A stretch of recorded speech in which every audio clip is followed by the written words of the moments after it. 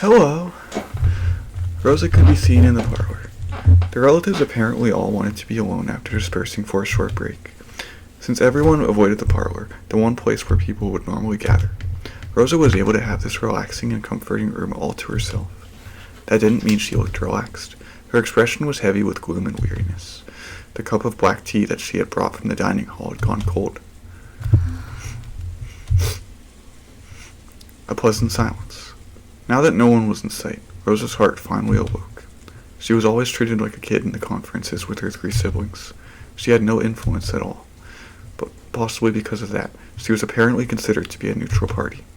The siblings would often ask for her agreement, sometimes even treating her like a referee or a judge.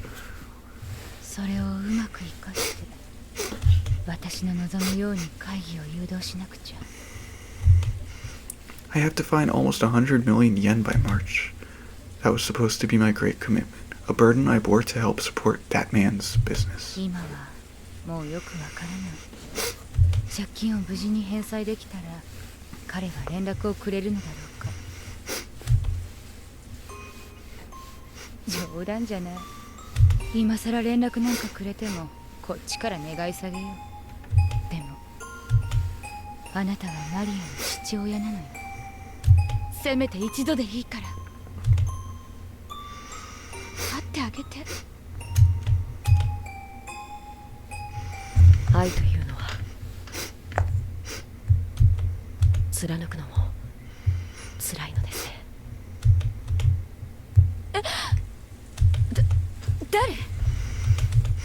Though no one should have been in the parlor, someone suddenly spoke to Rosa, and she jumped.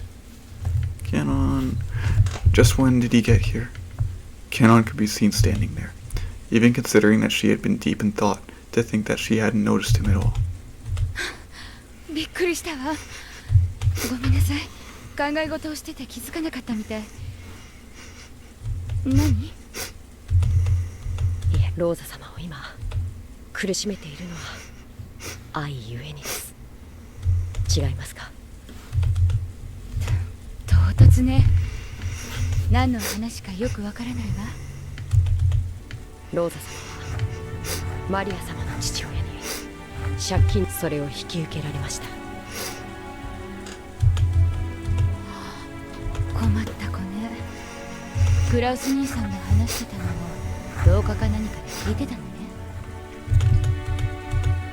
True. Earlier this day, in this very room, Krause had seen through to the fact that Rosa was bearing a massive debt because she'd become a co-signer on a loan. However, he hadn't said that her partner had been Maria's father. Why did Kanon know so much?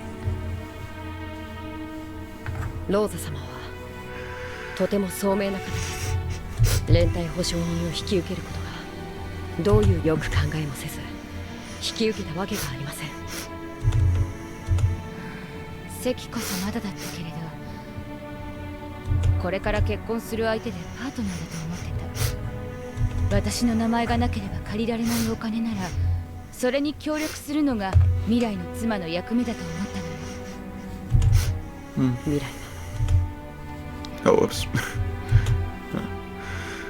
No, it hadn't. So afterwards, Rosa was always alone, and Maria never had a father. However, time moved on. Nothing changed, except that Maria, who should have been a symbol of their union, just kept growing like a living hourglass, measuring the length of the hell Rosa had crawled through.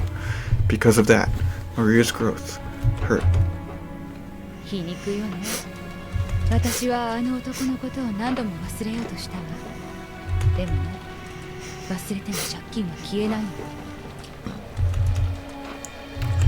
It was only natural. That's why she had to forget her love and do all she could to pay that money back. I thought I missed something.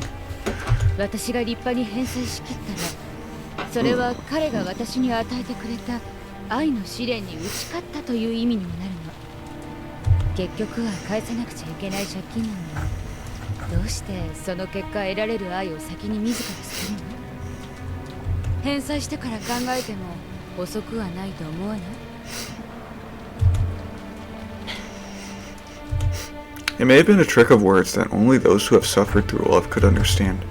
Even Rosa was vaguely aware of the possibility that she had been deceived. However, if she was able to succeed in paying back the loan, he might acknowledge her usefulness as a wife. When that happened, she might be able to regain that love. And if she abandoned that love, this debt, this trial that he had given her, would become completely meaningless. Yes, for her, the debt itself appeared to be a trial of love. Actually, the very fact that she tried to view it that way might have been the blindness of love, proof that she was still bound by her regrets and obsessed with the past. That pain still continued within her. At the very least, it would remain until she paid back that massive loan. And even then, it would take quite some time before she'd be able to lay her feelings for him to rest. これがキリエ様の言う地獄なのか。そうね。何の話かは分かりかねるけど、私の世界が地獄で満たされていることは間違いないわ。それはどうやったら終わらせられるのですか。さあね。それが分かったら誰も恋の病に蝕まれたりはしない。That disease is a serious one. It sometimes eats into a person for their entire life, spreading to and hurting the people closest to them. That disease was torturing her now as much as it ever had. キリエさんの話が出たから言うけど、彼女の話は私にとって希望、夢なの。Though she had her man stolen from her, she persevered for 18 years. She never fell to despair, and instead continued to support Rudolph, keeping her head down and waiting for a miracle. マリアはまだ9歳よ。キリエさんが待った18年のまだ半分じゃない。それくらいで音を上げてたら彼女に笑われるわ。あと9年で奇跡が起こると思いますか。それを疑ったらおしまいよ。ある意味私は亡霊なのよ。私はすでに死んでいる。それに気づかず生きている。決して来ない人、永遠に待つ。そうよ。彼の夢を応援したいなんて甘えたことを言ったあの日に、私は多分もう死んでいた。やっぱりあの日は後悔すべき日だったのかしら。俺には夢がある。海外を巡りたい。このちっぽけな日本を飛び出して必ず大物になって帰ってくる。懐かしいわね。あの頃の私は互いの途方もない夢を認め合うのが恋人同士だみたいな考えだった。だから彼も私がデザイナーとして大成してパリで新作を発表して取材陣にもみくちゃにされるなんて夢を楽しそうに語って喜ばせてくれたわ。思えば本当におかしな地に足がついてない日々だった。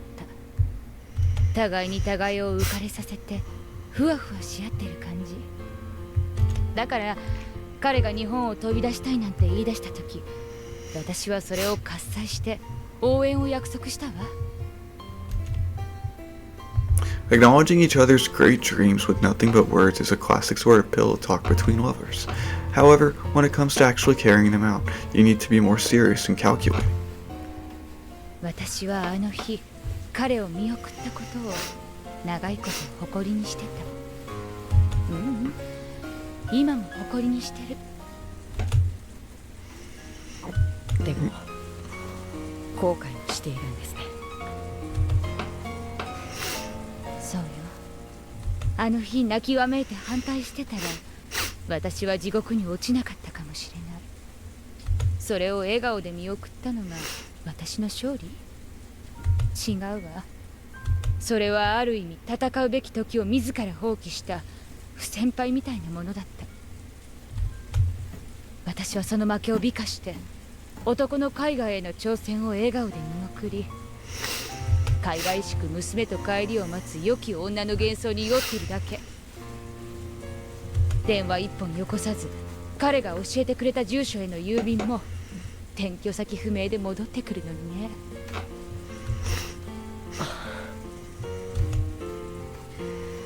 ここが地獄よ。戦うべき時に戦わなかったことを死ぬまで後悔する地獄。私はその地獄に娘まで引きずり込んでいる。いっそ誰かに殺されたい。お前はすでに殺された。亡霊なのだと宣告された。戦わなくちゃ。地獄を這う。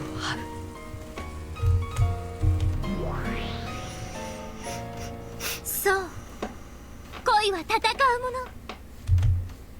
勝って得るか、負けて死ぬか。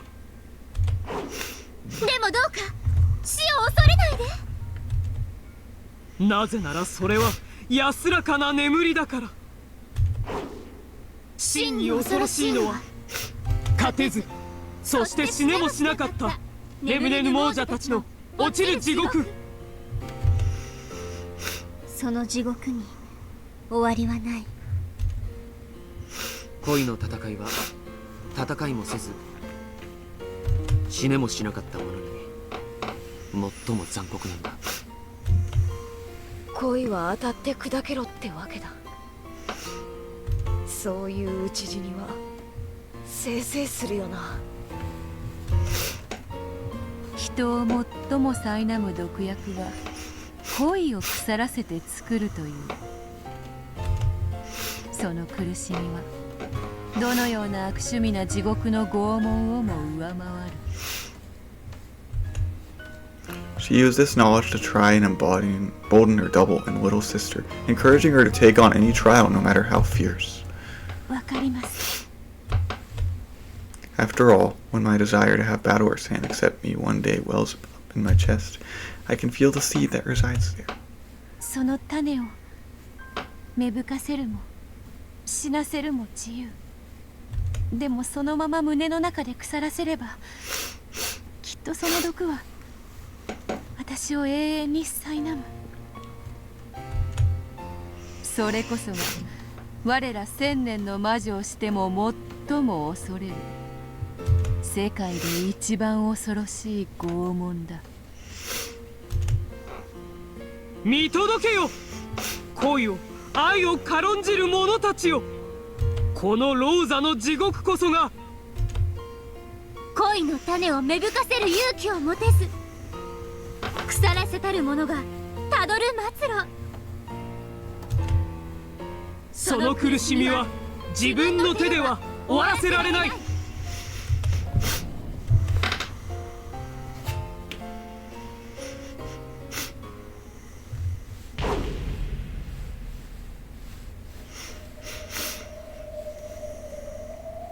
Huh? Just now, was that a red light? 失礼しました。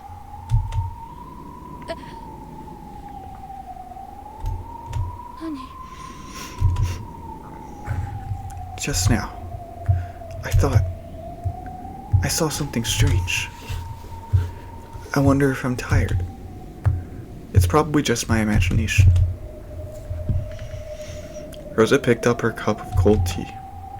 When she did, she saw a small, red rose petal float to the surface. Rose... Huh? その祖母はローザ様が幼少の頃好んで横になられたものと聞いております。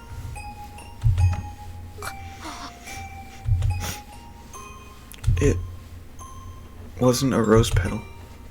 It was a drop of blood that had fallen from Rosa's eyes. In an instant, Kanon had beautifully and precisely cut just a single thread of Rosa's life. There was no wound on Rosa's body. However, several drops of blood dripped down from her eyes. Her pain, her uncertainties, and her worries were all gone now. Slowly, She fell down onto her side on the sofa. This had been one of the happiest things she had done during the happiest day of her life. おやすみなさいませ。ローザ様、あなたの地獄は今終わりました。 Kanon took a blanket out of a cupboard and gently covered Rosa with it. To anyone, it would have looked just as though Rosa was sleeping peacefully. Those demons had not exaggerated when calling this trial a battle of love. It was at least accurate on this cruel but unassailable fact, that those who have their love shattered meet with death. これで僕のノルマは終わりだ。見届けたか、悪魔ども。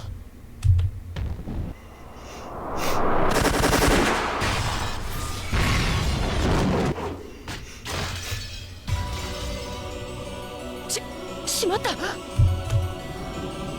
くもママを殺したな。よくもママを殺したな。Not good.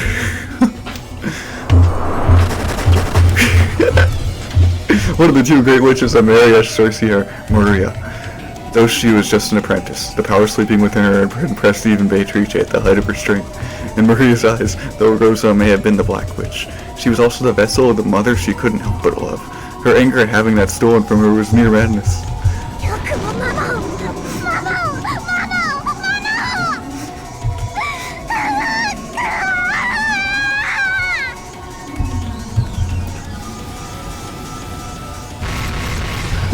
Oh, you're in for it now, Kanon. Maria's attack was too emotional. Because of this, she didn't notice that Kanon had vanished for several heartbeats, and she released her barrage at what had become empty space. In the meantime, Kanon jumped from wall to wall, or onto Maria's back.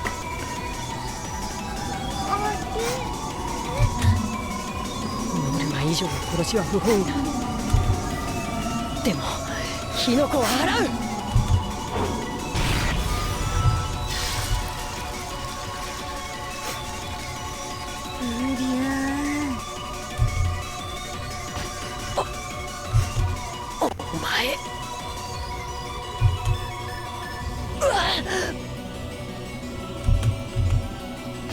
外交官特権。僕とマリアを照準することを許さない。しまった。 The red curved blade extending from Kanon's hand had vanished in an instant. He tried hard to make it reappear, but when he attempted to use it on Maria and Sakutaro again, it vanished once more. Because of Sakutaro's power, he was unable to make either of them the target of his attacks.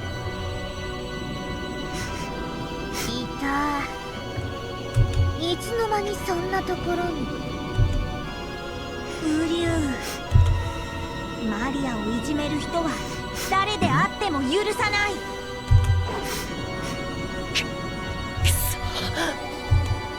Maria finally noticed where Kanon was, and she slowly turned around. Kanon made his sword materialize yet again. But no matter how often he tried, it kept fading out like a flashlight with a bad battery. もう逃がさない。マリアのママを奪った罪許さない。ママがみんなを殺したように無慈悲に殺す。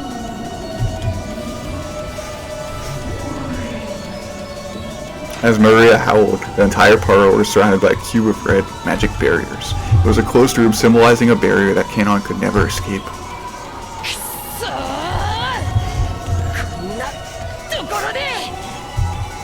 Kanon cursed his bad luck, even though he had fulfilled his goal in the demon's trial.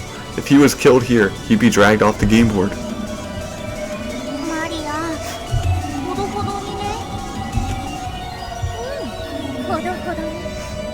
ママよりちょっとだけ手加減するよ。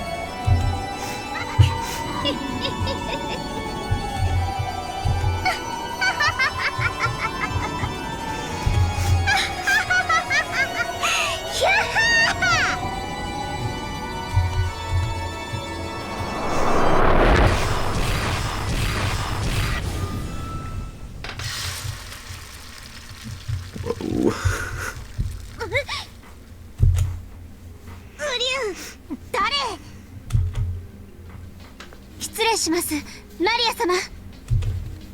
ゼパル様、フルフル様との契約によりお命頂戴いたします。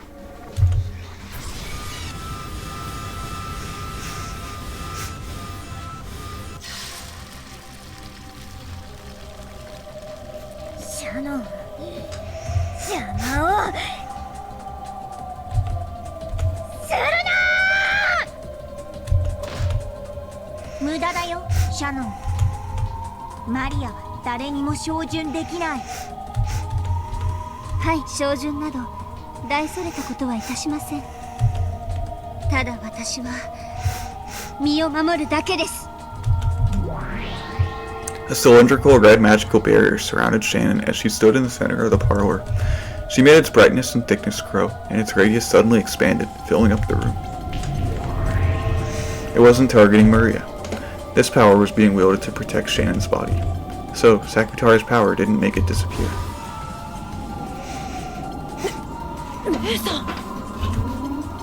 お嬢様への気持ちはこんなところでついえるの。しっかりなさい。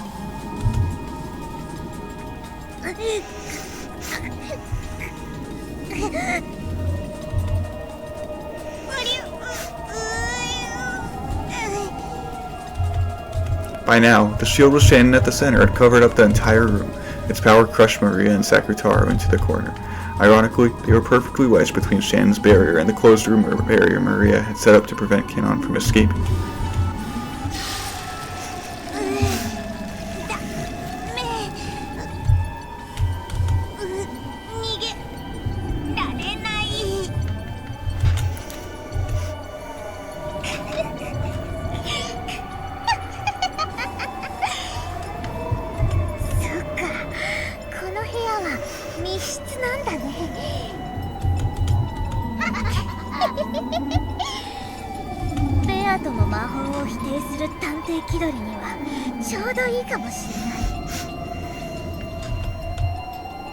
チェックメイトです、マリア様。よろしいですか？うん、いいよ。潰して。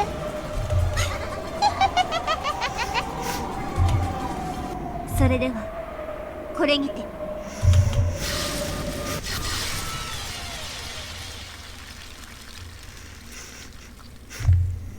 The entire room was filled with the red light of the shield, and the output and pressure were raised to their limits.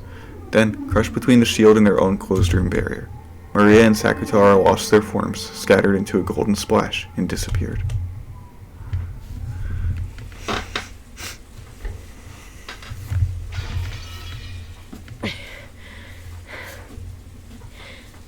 Arigatou. ここで消えるわけにはいかなかった。こんなとこで負けてたら諦めがつかないもの。そうさ、こんなとこで負けてたら諦められない。ゼパル様、フルフル様、私たちも共に試練を終えました。これでよろしいですか？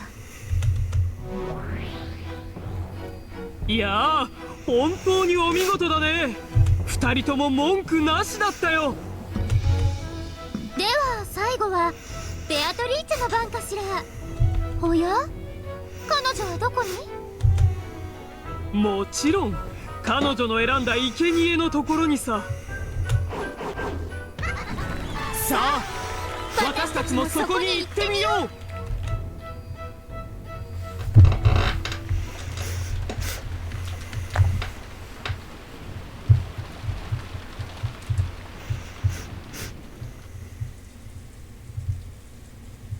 Who is it? I see could be seen in her personal room. Kraus had told her to go to bed, but she couldn't afford to lie around sleeping on an important day like this. However, she realized that she was the type to get excited easily, and that this sometimes held her husband back. So, though she didn't like it one bit, there was no way around it. It was probably close to the time for the break to end, and the family conference would begin once again in the dining hall. Her husband would have to protect their Shirame family honor from those greedy siblings, all by himself. If she grew emotional by his side, she would just tie him down. Though she knew that quietly waiting here was the best way she could support him, that didn't make the waiting any easily. Asui pulled a small treasure box out of a drawer. This was her secret box. Inside was everything from valuable items to mere rubbish. However, they were all precious, memorable treasures in Natsui's eyes. She pulled a small pouch out of the box. She stuck her hand inside it. It was a kind of charm that her own family had given her when she had married. A spirit mirror to ward off evil. Her own face was reflected in it. Youth doesn't last forever. Recently, she'd seen a bit of her parents and grandparents on her own face, so by staring at her reflection in a mirror like this, she felt as though her soul had returned to the family she'd been born into. お父様、お母様、夏日が不勉強なばかり。夫の支えになれません。Of course, her face in the mirror did not answer. However, Natsui continued. 夫を愛しているからこそ、私はここで待っています。しかし、愛は寄り添うものと私は思ってしまいます。ここでこうしているのが一番の協力になると理屈では分かっているのに、そんな自分に惨めさを感じてしまうのです。辛いですね。愛ゆえに待つの。With a plop, a tear fell onto the mirror. Old, dear memories of her life at her parents' house rose up inside her.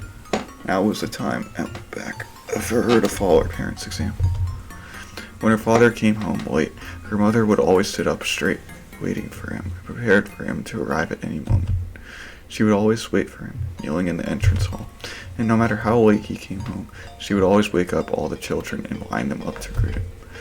At the time, I only thought of her as being exceptionally strict, but at this age, I finally understand how strong she was, persevering in her love for her beloved husband, even after being left in charge of the house while she was out. その夫への愛ゆえに、見知らぬ赤子を抱かされるのが許されなかったのですね。A sudden voice made Natsui jump up and look about the room. When she did, there was a Western lady wrapped in an extravagant dress. 誰です？ Natsui was confused. There was no one like this in this mansion. However, though this was her first time seeing this person, it felt as though she had seen her somewhere else. Her mind had gone blank with anger at the ruffian who had snuck into her private room, and confusion over the appearance of someone she didn't know. So it took quite some time before she realized that this was the witch of the portrait. あなたが19年前のあの日に見知らぬ赤子を殺めたことに私は罪を問いません。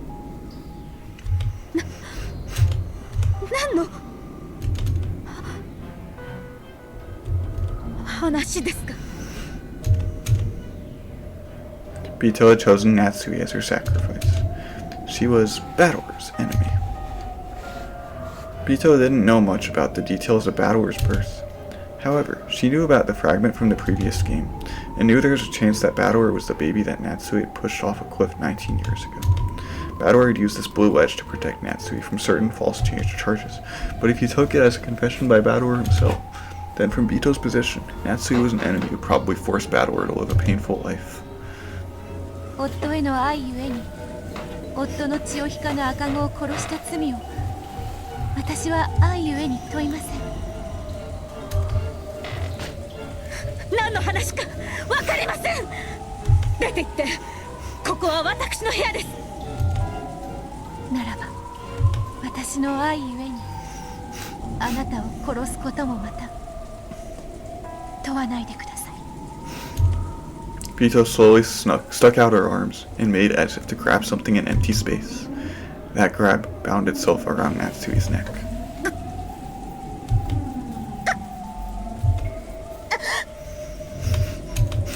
Natsui's heels lifted up and a faint purple shape appeared around her neck. Natsui frantically scratched at her neck, trying to stop whatever was strangling her, but there was nothing there. So, to an outsider, it just looked as though Natsui was standing on her toes in anguish, scratching at her own neck. 愛し合う二人たちが皆決意を見せました。私のバトラさんへの思いがそれに劣っているとは思いません。私私が19年前のあなたの罪を咎めないように、私も自らのこの罪を咎めません。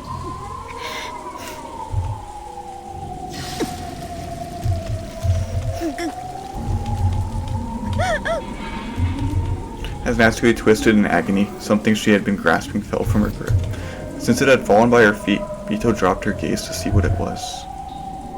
It was Natsui's spirit mirror. When she peered into it, there was a sound like a burst of electricity. That sound released Natsui from the invisible hands and made Bito topple backwards like a doll.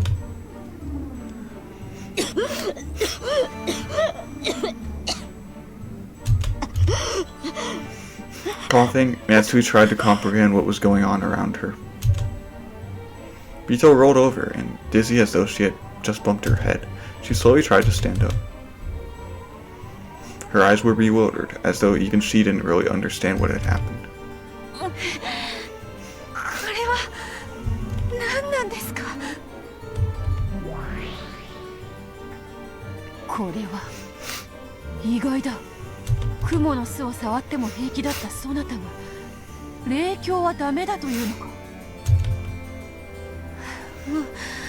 私にも何が何だか分かりません。一体何が。 She had thought that only Bito the Elder possessed non-human weak points, such as getting burned by spider webs and wards and having her power sealed by spirit mirrors. However, for some reason, this spirit mirror alone could apparently affect Bito as well. Even Bito couldn't understand what about the spirit mirror had had such an overpowering effect on her. But Natsui was different. She instantly realized that the reason for the hesitation of this unearthly being, the switch of the portrait, must be the power of the mirror. So, she rapidly crawled across the floor and picked it up. Then, she stuck it out so that Bito could see it. Bito still didn't know what was happening, so, still sitting down, she looked straight at it. And this time, both of them understood the situation completely. Bito realized that the mirror was working some hateful power against her, and Natsui realized that the spirit mirror had the power to repel witches.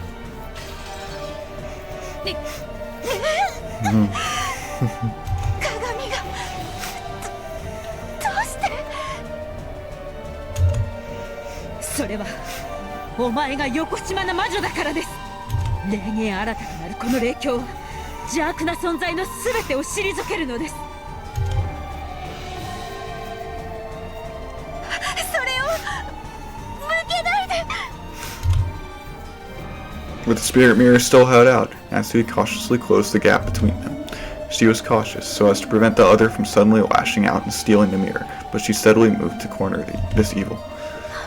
あなたが何者なのか私分かるのは、あなたは私を殺そうとしたこと、そしてこの霊境にひるむ邪悪な存在であるということです。退きなさい、邪悪め。 Bito didn't understand what was happening herself. She didn't know why she had to fear the spirit mirror. However, when she tried to look at the bright light let off by the spirit mirror, it pierced her eyes. Though she didn't understand why she must be afraid, she did understand that she must be afraid. By now, Bito realized that the spirit mirror was both terrifying and harmful. As it came closer to her, she felt an increasingly strong and painful burning sensation over her whole body, as though someone was approaching her with a hot iron. She couldn't even open her eyes because of the spirit mirror's bright, painful glint.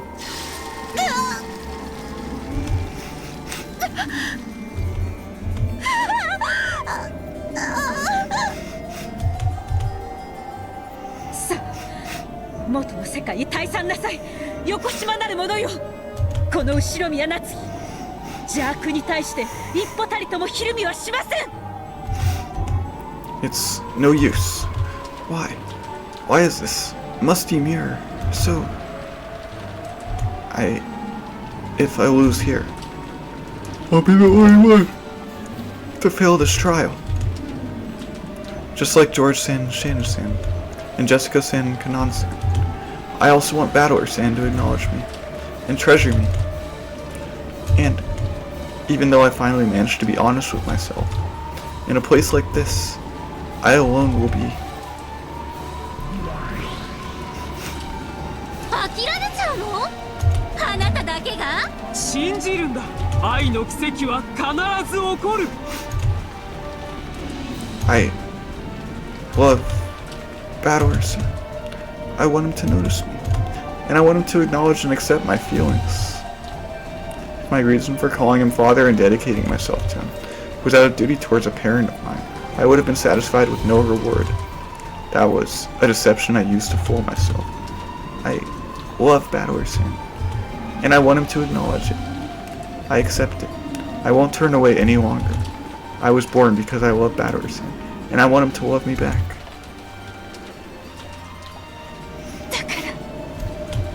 こんなところで負けられないんです。退散なさい、横島なる者よ。ここにあなたの居場所は存在しません。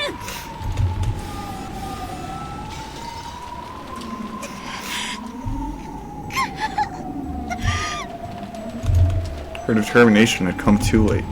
If she'd had it from the start, she would probably have managed to finish Natsui off right then without any fear.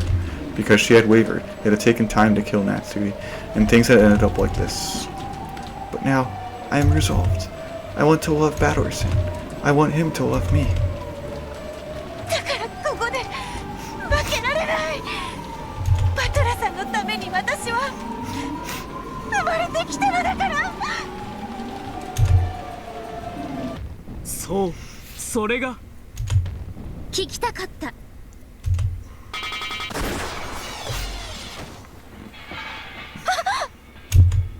Just after a sound like a beetle banging off all the walls filled the room, the spirit mirror was knocked out of Natsui's outstretched hand. It fell to the floor, and the stake flying around the room pierced through it with a crash. 傲慢のルシファー、ここに。久しぶりの獲物が古ぼけた鏡一枚だなんて、私を愚弄するにも程があるわ。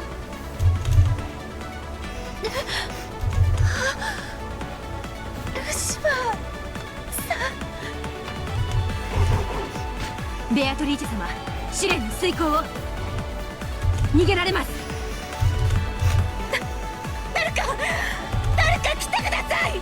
誰か。 Now that the spirit mirror, her last ray of hope, had been smashed, and the number of strange demons had increased, Natsui could do nothing but run for it. However, if she made a scene and people gathered, the anti-magic toxin would burn Bito. Now was her last chance. ありがとう、ルシファーさん。覚悟、後ろ宮ナッチ。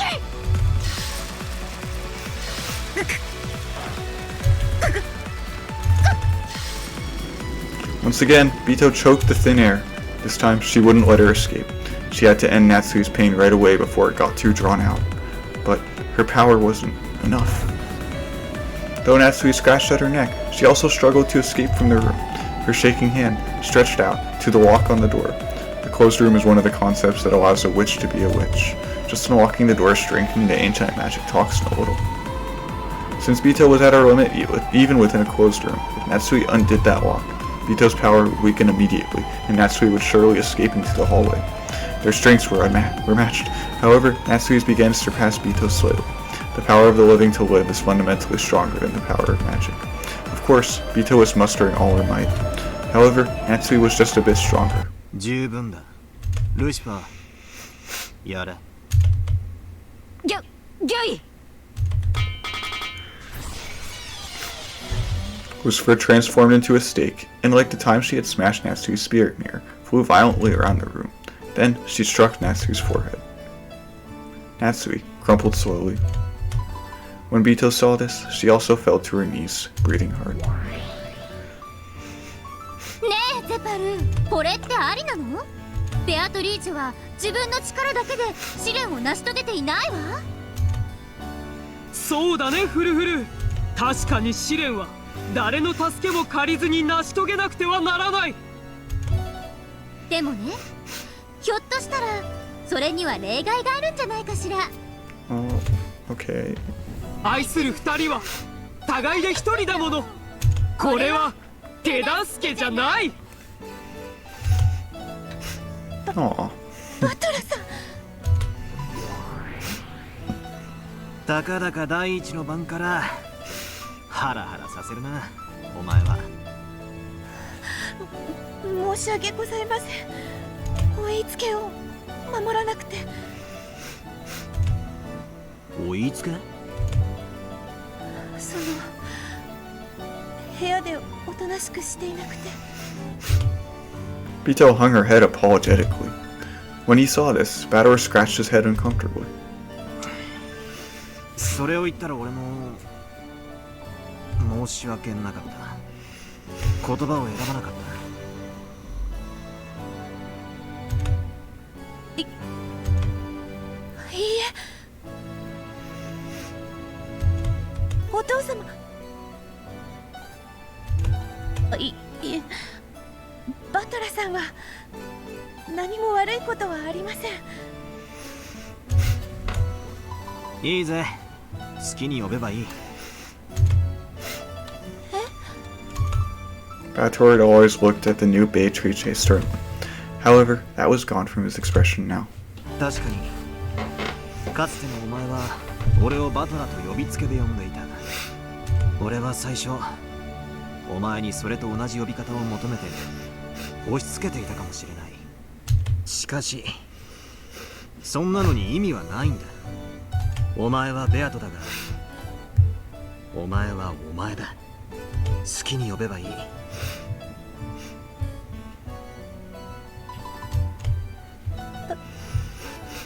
バトラさん。そうだな、その呼び方がいいな。さすがにお父様は俺の趣味じゃねえぜ。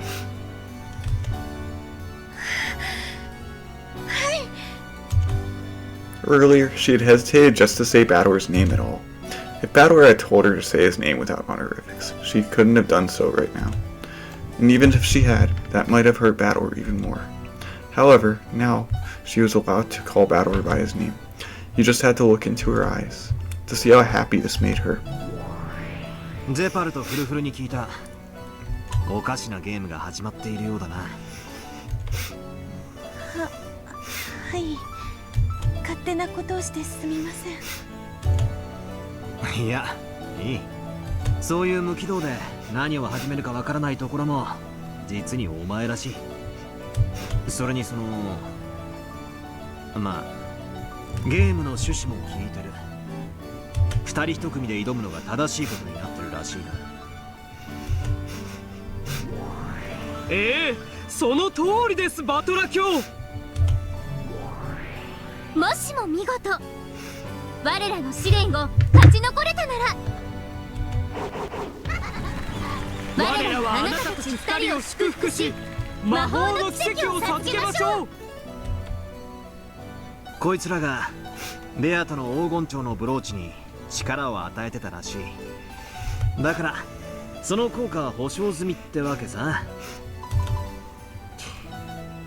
俺とお前の腐れ縁ももう随分になる。たまにはこういう遊びがあってもいいだろうぜ。バトラさん。おや、聞いたかいフルフル。バトラ卿も試練に参加するようだ。驚くには値しない。だってこれは最初から分かっていたことだもの。ようこそ我らの試練へ、バトラ卿。ではあなたは誰を生贄に？俺の仕事はすでに終わってる。確認するといい。かしこまりました、バトラ卿。さあフルフル、確認してこよう。そうしましょう。でもゼバル、これで愛し合う6人はみんな試練を成し遂げてしまったわ。次はどうすればいいかしら。6人の覚悟は本物だ。さらに次の試練で試すとしよう。The two noisy demons disappeared. They had apparently left to go check on the sacrifice Bator had killed, and also so that Bator and Bito, who could finally look each other in the eye and talk, could have some time alone.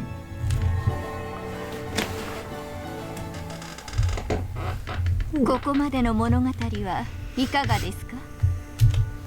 When suddenly asked this question, Angie immediately came to her senses. Then she realized that she had been immersed in Hashido's tale. She felt a bit defeated and tried to look displeased.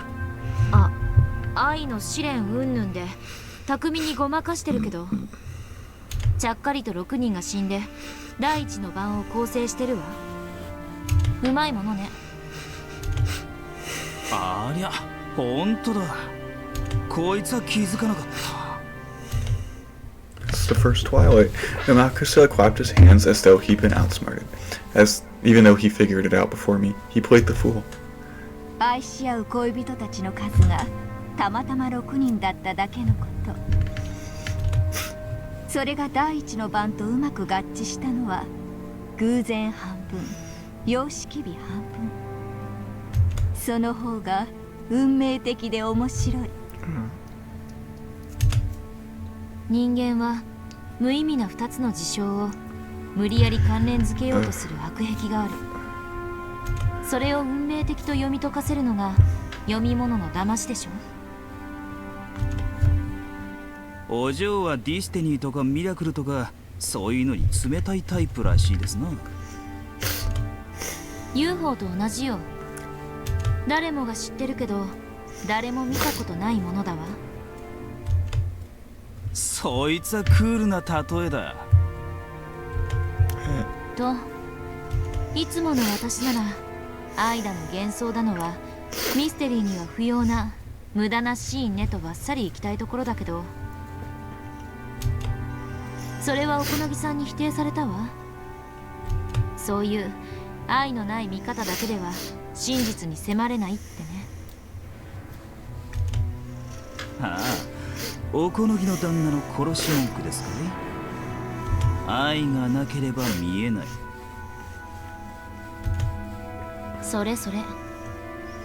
人の家族を物語の中で勝手に殺すことに対する怒りは置いておいて、あえてこの物語を書いた八条先生に敬意を表して言うなら、その描写には意味があることになる。何しろこれだけの文章量を割いて散々愛だの試練だの語ってる。つまりこれがこの物語のテーマでありキーワードだってことになるわ。おや、赤インク以外で書いた文字は全て読むに値しないとまで言い切る御人も多いというのに、光栄なるかな人の子よ。黒い文字も読んでくれて。物語は書き手が何かを伝えるために書くものよ。そしてそれはどういうわけか直接書いたら無粋という奥ゆかしい面倒な作法がある。愛がなければ真実に至れない云々という描写はこれまでの作品にも品質するわ。それがこの新作ではさらに顕著。書き手が一番伝えたくて考えてほしいのはそれってことになるわ。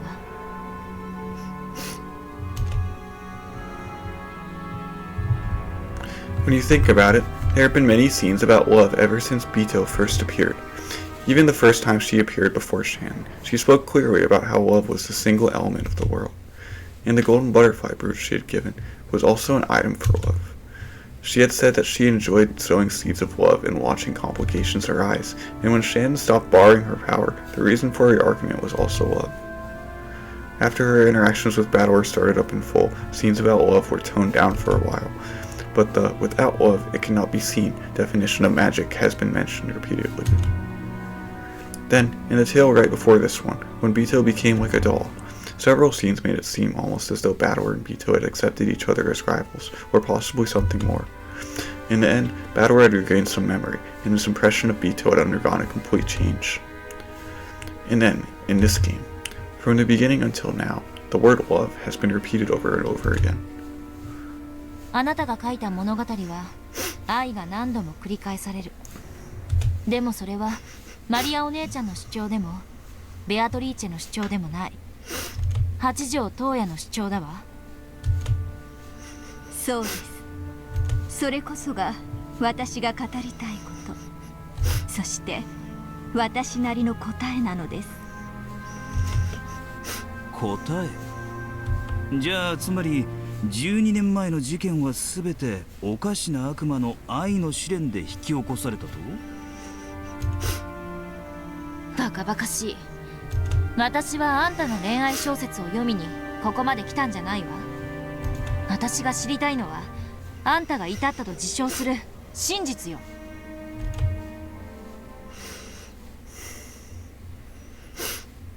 愚かなるかな人の子よ。これだけ文章を割いてまだ伝わらないというのですか。 With an obviously condescending gaze, Hashi just shrugged. It was clear that she was trying to provoke Angie. She was probably hinting that Angie should just go home if she was annoyed. If you're going to read my noble work and not even attempt to see whether you understand it, then get out. Normally, Angie would already have thrown a fit and left. However, she couldn't do that, though she didn't like someone else toying with her family's fates in the story. She was growing increasingly certain of something else as she read through it. Just as Hashi's followers said, this tale really does have the same presence, the same scent as the tales written by Beatrice. The author was certainly different. However, because it reached to the real truth, it had the same scent. Angie was beginning to acknowledge this. Hashi's Toya was the one who had reached Battler's truth. An endless witch like Beatrice, who could add to the endlessly stretching parallel worlds of the cat box. ベアトリーチェの真実にたどり着いたものならば、私でなくとも新たな物語を紡げるでしょう。今回の原稿をもってきっと私以外にも真実に至るものが必ず現れる。そのものもまた新たな物語を紡ぐ資格を得るのです。どんどん無限の魔女が増えていくわ。そう。そして何人もの無限の魔女たちがベアトリーチェの猫箱の物語を増やしていく。増えれば増えるほどまた新たに真実に至るものが現れる。そうすることで一番最初の無限の魔女ベアトリーチェがあれだけの枚数の手紙に物語を記してボトルに詰めて海に投じた労力が初めて報われるのです。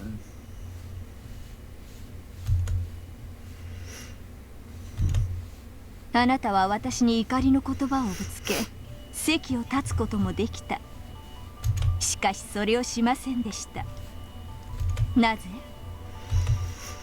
悔しいけれど、あんたの物語の中に何かの真相もしくはヒントがあることを認めつつあるからよ。 I already have my own ideas. However, that's no more than looking with a single eye. Unless I accept a different viewpoint from my own and look at things from more than one angle, I'll never be able to see the truth in 3 dimensions. That's my interpretation of, without love, it cannot be seen. それでよい、人の子よ。後ろ宮家の最後の生き残りであるあなたが真実に至り、無限の魔女になることを運命も待ち望んでいるでしょ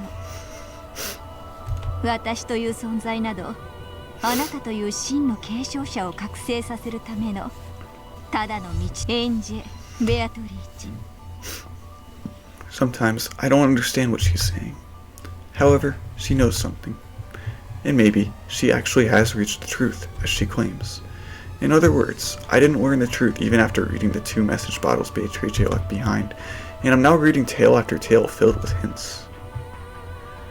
これはヒントという名の挑戦であり、挑発なわけだわ。いかにも。上等じゃない。あんたがたどり着いたという真実を私も掴み取ってやるわ。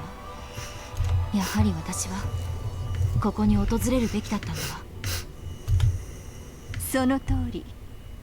未だ至れぬから私が招いたのです。人の子よ。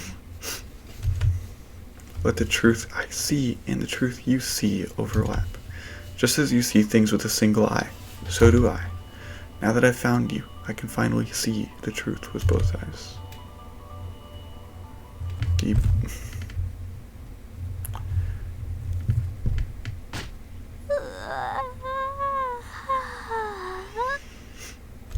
ようやく第一一の番が起こりましたね。すっくすく眠い展開でした。片目に目やにがついてるぜ。どこに？いい加減なこと言わないでください。お望み通り始めるぜ。まずは第一の番だ。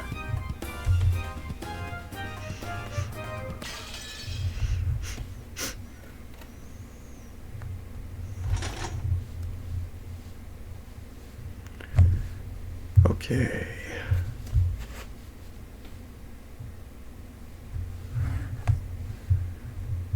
There, first Twilight for a Bad Wars game.